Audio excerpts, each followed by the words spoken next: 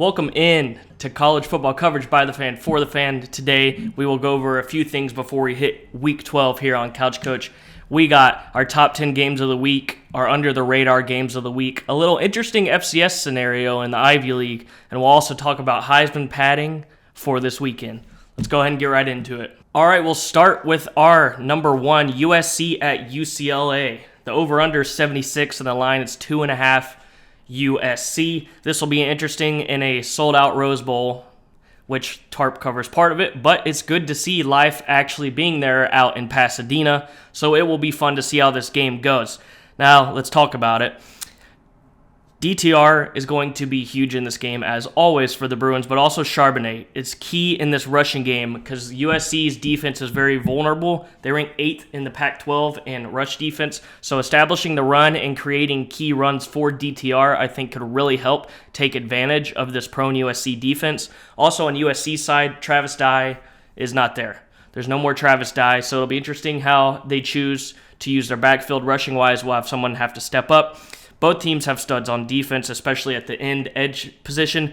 I might botch this. Tuipoluto has 11.5 sacks and 17.5 tackles for loss for USC. UCLA's edge, Leatu Latu, has 8 sacks and 9.5 tackles for loss.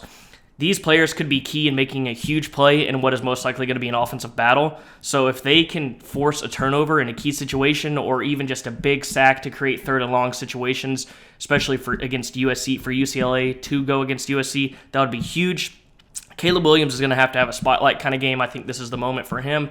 All the lights are on. Everyone's going to be watching. They're finally playing another team. But the thing is, UCLA in this game against Williams seems to be more battle-tested. They've played better teams. They've beaten better teams, and they've also beaten the team that USC lost to, but then you could say the same thing about Arizona, but I think UCLA got caught in a sleeper game. But also, Arizona last week played above their pay grade. They played a phenomenal game, so you have to give it to Arizona for that. But USC has been holding on by the skin of their teeth all year against inferior opponents, so we're going to see if another real test actually bests the Trojans. In this game, I actually think UCLA is going to win. I have UCLA winning 45-41. So Trojans proved me wrong. Bruins proved me right. Next, we got Utah at Oregon. The over-under is 63. The line is 3 in favor of the Ducks. Now, Utah's 2 losses are both on the road. One was a winnable game against Florida, and another one was at UCLA, which they just couldn't really get control of the game. But the thing is, the key, their 2 losses are on the road, but adding to that, Cameron Rising's play has not been the Rising we know as of this year on the road. He only has 3 touchdowns and 3 interceptions on the road this year. And you're playing at Autzen, which is not an easy place to play. It's replicable of some SEC environments. It's probably the best out west. So, a big key for Oregon in this game is going to be slowing down Utah's tight end, Dalton Kincaid. Dude is a stud, just a defensive nightmare to scheme against. So we're going to see how they can do that. If they can silence him and they can pick away at the Utes offense and stifle the run game, because they got good linebackers, they should be able to slow down the play action and rattle Rising.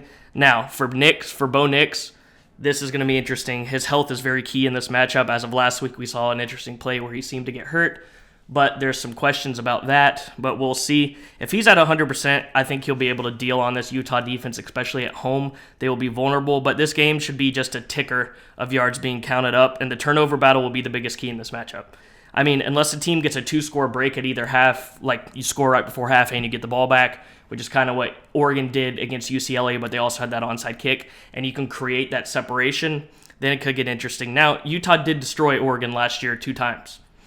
And Utah's definitely the more physical team, but this Ducks offense has the speed of a cat and can get to the edge quicker than a fox. I mean, I expect them to use that to their advantage, which is what you can say about the past, but this Lanning-led Oregon team has more of a sense of identity, in my opinion, than the Cristobal era. They are more tough, or they are a bit tougher, but they still have that speed to utilize, but they're not scared of it anymore, is what I would say. Like, they'll get hit in the mouth, and they're not going to run and tuck and hide under their covers. Now, prepare for a classic night duel in this Pac-12 game. It's going to be great. I got Oregon winning 41-35. Now, rivalry game, Iowa, Minnesota. I mean, every Big Ten game is practically almost a rivalry game. But as we see, we got Iowa, Minnesota over under 32.5. Yes, I said that right. 32.5. 2.5 in favor of Minnesota on the line. Now, Iowa, as always this season, the key is defense. And their best offense is literally their defense by forcing turnovers and winning the field position game. So just typical game management from Iowa, and they can compete in this game and keep their streak in this series alive, which is 7 games. Which that's a long, long number in a series, especially for a rivalry game. Now, the key stat in this one is that Minnesota is 1-3 when they do not rush for 170 yards. And the thing is, Iowa has the defense to do just that. Can they force the Gophers under 170 yards? Now, if Minnesota can establish this run, though, and take care of the rock, they have a very high motor defense as well. They can just as much compare up to Iowa defensively as any other team in the Big Ten. So if they can play simple football with a few passing plays here and there, which has been their weakness, they should be able to beat the Hawkeyes if they can do just that. But they got to establish a run game and can create those passing opportunities from the run game. But the thing is, this Iowa defense forces turnovers, so you're going to have to be smart. You're going to have to take care of the ball. Basically, don't mess up and just play your simple run game, Minnesota, and you should be able to end this streak against them. Now, I got Minnesota winning this one 24-20, which is over the over-under. I think there will be a few late scores, which kind of tick things up, but I think the Golden Gophers can finally end that losing streak against the Hawkeyes. Now we got Boise State at Wyoming. Division title on the line in the Mountain West Conference. Boise State is favored by 14. That's the line. And the over-under is 44. Listen, the Boise State, they have more talent, they're better, and they're favored by 2 scores. And we're talking about this game in our top 10 because Wyoming at home is usually a different team, and it's just not an easy place to play in the group of 5. Playing at Wyoming is not fun. It's never fun, and it's usually a nightmare sometimes for most teams. And the thing is, Wyoming's also playing at their best. They're playing at the best they have all year, and this is their chance to claim first place with the division win. They would both have 1 losses if they beat Boise State going into a very key game against Fresno State next week, so they control their own destiny. A win in this game gives the Broncos the division. So, Wyoming's offense is nothing special, and Boise State, they have the defense to easily shut them out. Not shut them out completely, but shut them down. And Wyoming's offense, they just have to be able to come out. They will be needing to keep it simple and do not flinch when this game starts to get a little shaky. That'll be the key to hanging around with the Broncos. Now, no stupid mistakes, and you win the line of scrimmage and you have a ball game. You got to be able to size them up. That's what Wyoming can do, and they will need to do. They have to come at Boise State, take the punches, and get in there. Keep this game close through the first quarter, and you can have a ball game. Don't let Boise State hop out quick. Now, for Boise State on the flip side, if they can attack this Wyoming defense early, like I just said, they could get a runaway on their hands pretty easily. I mean, that's why they're favored by 14. Ever since they fired their coach and their starting QB hit the portal, the backup quarterback Green for the Broncos, they've started to look like the Broncos of old. They've started to win, and they've started to win big, and they've started to beat people. Now, the run game is key. This game, the play action will allow the Broncos to open up the playbook and run wild on the Cowboys if they can establish it. So, with that being said, I easily lean towards the upset. Wyoming 31-28 is my score prediction. I think this is the biggest game for Wyoming in a couple of years. You just came off an emotional rivalry game against an inferior team, but you won that game. And this is technically a playoff for the Mountain West Conference game, essentially. You got to win this game. You're in division title mode. So I think the fans are going to show out. Wyoming has great fans. They're going to go crazy. It's going to be close, and they're going to punch the Broncos in the mouth, and they're going to come away with a W. Now, TCU at Baylor, the team that everyone is just waiting for to slip up. TCU at Baylor, over-unders 58, minus 2.5 is the line for TCU. TCU's found a way to win in shootouts. They've won as underdogs. They've won a defensive bout against Texas. Good teams find ways to win. And I think TCU's finally getting the respect they deserve, but not quite all of it. However, everyone is waiting for them to slip up, like I said, and this is most likely the last chance of the season for them to slip up because they got Iowa State next week. Now, Iowa State has a good defense. However, they just don't have the talent to match up this year against the Horned Frogs. So, the Horned Frogs are the real deal, and they have a real leader with Sonny Dykes, and at quarterback, Duggan, he will literally do whatever possibly is needed. He's a stud. He figures things out. He leads his team. He is a true leader, and I really believe in him to be a big key in that offense, obviously. But they hardly commit penalties. They don't turn the ball over. They're one of the most, if not the most, disciplined teams in the country. And with a defense that always does enough just to get the job done, they do it well. Bend, don't break. they haven't broke. They're 10-0. So they have the playmakers to create yards on anyone, and Baylor has won a bit recently, but they looked very vulnerable last week against Kansas State. And now this is what plays heavy in the favor of Baylor. Last week you got embarrassed. Everyone's kind of writing you off, but everyone's still kind of seeing this as an upset. Aranda is usually pretty good at coming off losses like this and getting big wins. It's kind of what he has done at Baylor. So we'll see. Baylor's the second best defense in the Big 12, matching up with the best offense in TCU. But if we get the defense we saw last week from the Bears, it's going to be ugly. But Baylor can score, but I just don't think they'll be able to hang out in a shootout with TCU. Baylor's at its best when they force turnovers, and TCU does not turn the ball over. So something's got to give, and I think we all know that's probably going to be in the favor of the Horned Frogs. I got TCU winning this game 35-21. Georgia going to Kentucky. Now, this is an interesting one because Kentucky's only beaten Georgia 3 times in the last 30 years, and they have not beaten Georgia since 2009 and have not beaten them at home since 2006. We're not going to spend too much time on this game. I just think it'll be interesting seeing Georgia go to possibly a cold, don't know the whole weather situation environment.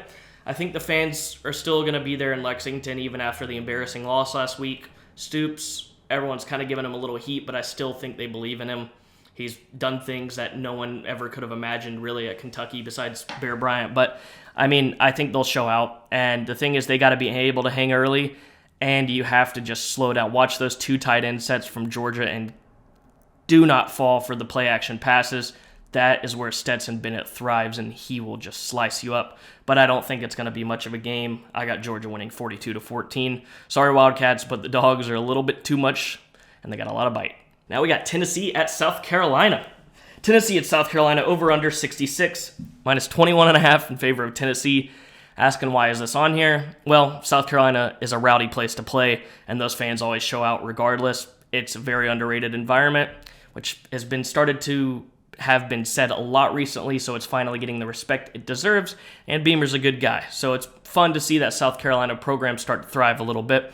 Now, the key, as it always been this season for Tennessee, start fast. You got to start fast as possible. Put the foot on the pedal. They can do that in this, and they could literally end the game in the first quarter if they want to. That's normally what they've done all year. They have just gone out and put up points in the first quarter, like 21 plus on basically everyone, even Bama, except for Georgia. And South Carolina's defense is far from Georgia's defense. So the key, for South Carolina, you got to create pressure on Hooker. Hooker's been more vulnerable under pressure this season, and he's one of, I believe, the least pressured quarterbacks in the country before that Georgia game, where he got pressured a lot by Kirby because Kirby knows X's and O's. So if you want to pressure him, look at the UF game, look at the UGA game, obviously. If you want him to look human, you got to get back there. You got to at least touch him or get him down. Tennessee's going to score, so keeping the Vols offense off the field is key for South Carolina. You just got to keep them off, control time of possession, and just hope for a miracle. You want to hope that you somehow have a shot to win this game at the end, or a field goal, or a bounce ball play goes your way. Just control the clock and take advantage of all your opportunities and pray for a miracle, Gamecock fans. But Hypo Football is going to cruise, I think, in this one and get style points for the college football playoff. I got Tennessee 45-23, so go Vols. Next, we got Kansas State at West Virginia. Over-under is 54.5, minus 7.5 is the line for Kansas State. Now, quarterback. It doesn't matter who's necessarily under center for the Wildcats, as we've seen so far this year. Howard has gotten plenty of playing time when Martinez has been out, and he's looked good doing it. The only time it was a little shaky was when he came in for that TCU game that they probably would have won if Martinez was able to stay in, but that's football. Things happen.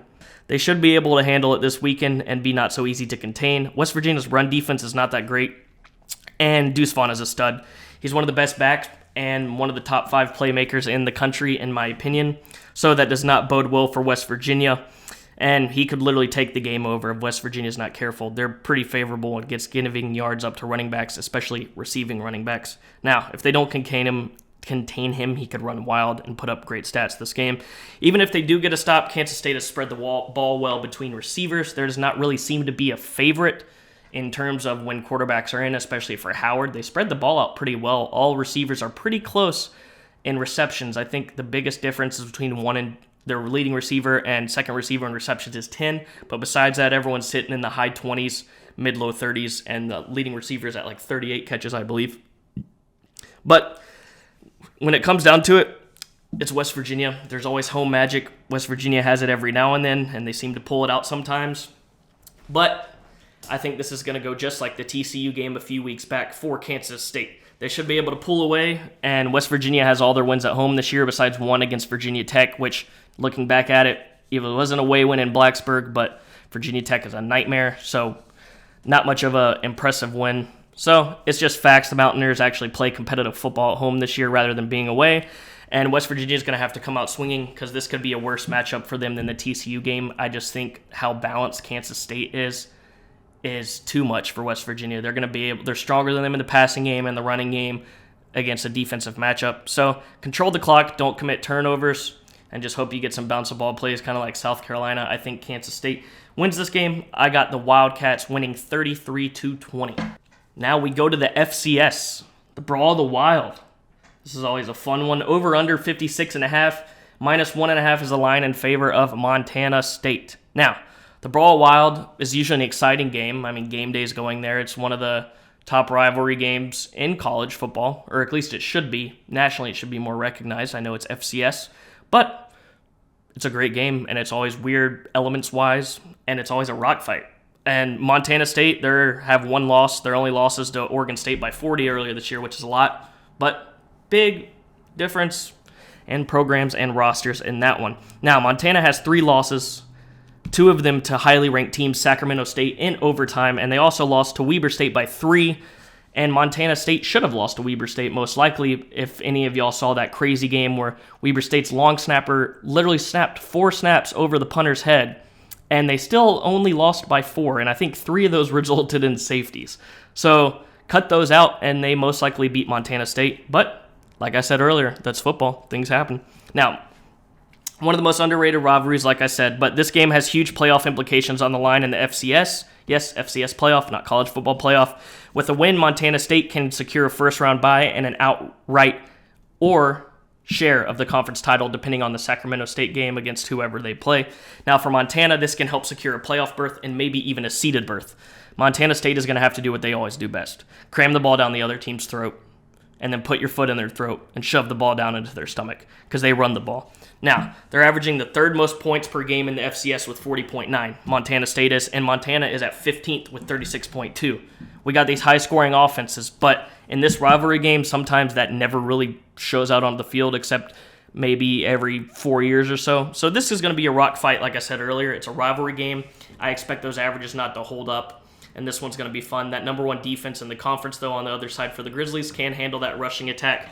So, with that being said, I expect a slow start in this game, kind of figuring each other out. I think whoever wins the middle 8 wins this game because I think that'll be key in literally deciding it because I think in the beginning it's going to be slow. There's going to be points scored in the middle 8, and then late 3rd quarter and throughout the 4th quarter it's going to be a defensive slugfest, and it's going to be hard to earn points.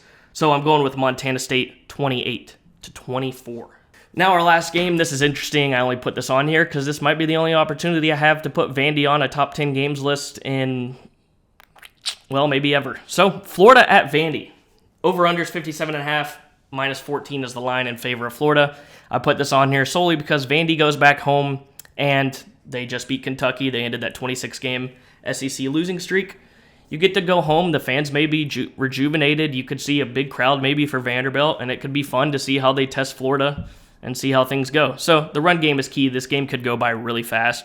Both these teams love to cram the ball. I mean, keep the main thing the main thing. If you're Florida, don't get too risky with throwing the ball. Vanderbilt's run defense can be sliced through like a hot knife with butter, which we have seen plenty this year, and Florida averages 225 yards on the ground each game. So don't stall early on the road. Keep the ball in your hands and big boy Vandy, and you should be able to cruise. Now, for Vandy, you came off that huge win, like I said, but you're back home now, and you may have a decent showing of fans, like I said. So give them a show. Use that mojo to your advantage and come out with some swagger. Like, put some pride behind that Vandy name. You had a big win last week. Carry that over this week. Mike Wright and Davis at running back for Vandy should also be able to run over Florida's defense. Florida's run defense ain't that strong either. So this is going to be fun. Florida had its best performance of the year last week. I don't expect that to necessarily be the case this week. There's usually always those one-off games, never judged by the best performance and never judged by the worst performance. Always look in the middle. So Vandy's got to keep up and take the punches early. Florida's going to be bigger. They're going to be more athletic. except maybe Mike Wright. That dude's very underrated. I really love watching him play. But the talent will eventually outweigh the Commodores. So I got Florida winning 38-17. They're going to pull away late. This one could kind of look like that Ole Miss game early for Vandy earlier this season until Lane switched hoodies and put the foot on the gas against the Doors. Now we got our under-the-radar games this week. I'll just give win predictions for this, but these are games to keep an eye on. If you love college football and you like to watch smaller games that aren't necessarily the spotlight games every week, and you just love football, these are games to keep an eye on that could be good. You got Navy at 20 UCF. Notre Dame kind of let Navy come back last week, but Navy's kind of been doing that a little bit this year. They keep getting close to that good comeback win or that good hard-fought win. And this could maybe be a sleeper week for UCF coming off that huge game. And now you got this very inferior opponent coming at home. It could get dicey, but I think UCF pulls that one out. But keep an eye on it. Like I said, Illinois at 3, Michigan. Illinois' got a great run defense, but it's been vulnerable the past 2 weeks, especially against Purdue. They ran for over 100. I believe Michigan State also had another rusher go for over 100. And Blake Corum is him. So expect Corum to probably be able to run wild if Illinois does not look like they did earlier in the season in this game, and Michigan will probably cruise, but it also could get interesting, but it's in the Big House, so if they get those big runs and establish a run game very early, this one's going to be over quick. Next, UConn at Army. I believe Army's a 10-point favorite, but UConn's bowl eligible. Army's still fighting. Coming off a loss to Troy last week, I believe they lost that game. But UConn, if they could get another win, this is just an incredible season for Jim Mora. If I had a vote, I would vote him Coach of the Year. Out of all the teams, it's UConn, and this dude could possibly get them to 7 wins. They're bowl eligible. They only won 10 games, I think, in the last 6 seasons. This dude's already went over half of that. It's UConn, man. I mean, this is the story of the year that got talked about for a little bit when they got bowl eligible, but it's incredible. I'm very happy for Huskies fans. I think UConn goes in and beats the Black Knights. There's a lot of mojo around that UConn program right now, and it's good to see that back. So next we got Oregon State at Arizona State. Playing at Arizona State's usually a sleeper game for some teams, and they seem to put the fork in them when teams go there. They're a dangerous team to play at home, regardless of record every single year. So Beavers got to stay on alert. I'm actually going to go with the Sun Devils in an upset in that game. Next, South Alabama at Southern Miss. They're playing at the Rock in Mississippi. South Alabama's got the talent to be able to go in there, but Southern Miss they've been a team that has played to the level of their opponent in a few games this year, so keep an eye on that game. That one could be interesting. I think South Alabama goes in there and gets the win. Next, Western Kentucky at Auburn. Auburn coming off an emotional win last week with Cadillac Williams. Everyone was hyped for that game. They had everything going right. Well, a lot went wrong, but they still won it. It was one of the ugliest football games I've ever watched on TV, and Western Kentucky is a pretty high-powered offense. Their defense leads the country in turnovers, and Auburn is almost last in, I think, 117th nationally in turning the ball over. So you got to hold on to the ball, and Western Kentucky's going to score points regardless of Auburn's defense, and Auburn's going to have to hope that run game just powers them over and big boy them, but that's going to be an interesting one to keep their eye on. I think Auburn wins. I mean, the line's 5.5, I believe. So I think Auburn wins, but it really could be like a game-winning field goal or just like a 6-point win. So keep your eyes on that one. That could be a fun group of 5 upset over an SEC opponent. Next, Boston College at Notre Dame. Obviously, Boston College got a win last week against North Carolina State, which is huge. North Carolina State had been flirting with that loss for a long time, realistically. But everyone keeps wanting to hype up the Wolfpack. They haven't had their quarterback in a while. I don't know why they keep getting so much respect, regardless of their record. They're not that great of a football team, in my opinion. It's weird that they're ranked. But sorry for that little side note tangent there, rant. But Boston College at Notre Dame, fun game, fun history. I think Notre Dame edges it out close at the end, but be careful, Irish. This is always a team that you don't really want to play. So I'm going to go with Notre Dame there. Next, we got the FCS situation. I'm going to throw the table up on the screen. This could be a possible 4-way tie. Now, it's hard to understand, but Yale plays at Harvard, Penn plays at Princeton. If you can't understand it from the chart, I'm going to read you something from Griffin Wong, who writes for the Harvard Crimson website. The four-way scenario would be the only way for the Crimson to earn a piece of the title. If it loses to Yale, the Bulldogs would either claim the conference alone or share it with the Tigers, depending on the result in New Jersey. Similarly, if Harvard and Princeton both win on November 19th, the Tigers would have sole possessions of the Ivy League's best record and its lone one-loss team. If the four-way scenario comes into play, it would be the first time ever that the Ancient Eight has been won by 4 different teams. Now, it's been won by 3 different teams before, most recently in 2015, but never 4 teams. Now, I love the Ivy League, and it's weird because everyone's like, they don't play in the playoffs, they don't go to the FCS playoffs, there's no conference title. It's just they play their games and they're done. It's like football for them stopped in 1935. And it's amazing. I love it. I love the traditional part of it. I love how they just do it. And they're like, look, we have the simple formula of football, and that's all we do. And they have great rivalry and great atmospheres, in my opinion. So I hope, well, I don't know. It could end in the 4-way tie. I think it would actually be very interesting, and that's kind of what I'm rooting for. But I just wanted to put this on notice for any of you really diehard college football fans out there that pay attention to everything. This will be a fun one to keep your eye on. Now, Heisman padding. C.J. Stroud, Hendon Hooker, Drake May, Blake Corum, Bo Nix, Caleb Williams. That's who I think's up for the award. Bryce Young, I feel like, is not 100%, and I don't think he'll be able to really vault himself up there. Stetson Bennett, maybe with a miracle. He doesn't really have a promiscuous play style. It's just kind of gets the job done. Now, stat padding weekend.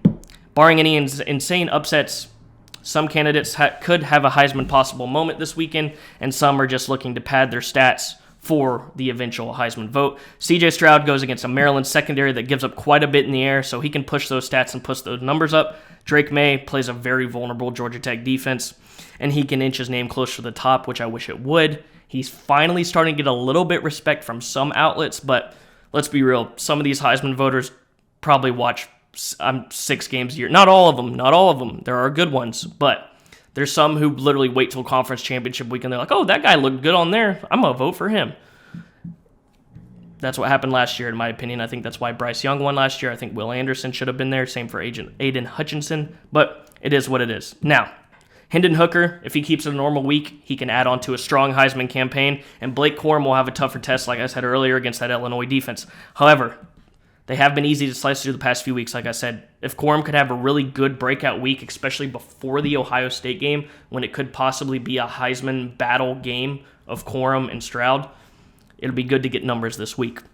Now, Bo Nix, like we said, hopefully he's 100%, has a chance for a Heisman moment this weekend against a good Utah defense, and same for Caleb Williams. Both their games have the spotlight on them, and it's their time to shine for the whole country to see. I think Drake May should be first, in my opinion. He's not, and he probably won't win it, but he better be there in New York this year. However, good stat pad weekend and a good spotlight weekend for some of these Heisman Trophy contenders. Let's see who does it. Thank you for tuning in. I hope you like this college football coverage by the fan for the fan. If you don't mind, please hit that like button and subscribe if you enjoy this content. It helps out, and I really hope you enjoyed this video. Let's get it ready for an exciting week of college football, and maybe we'll have a few upsets.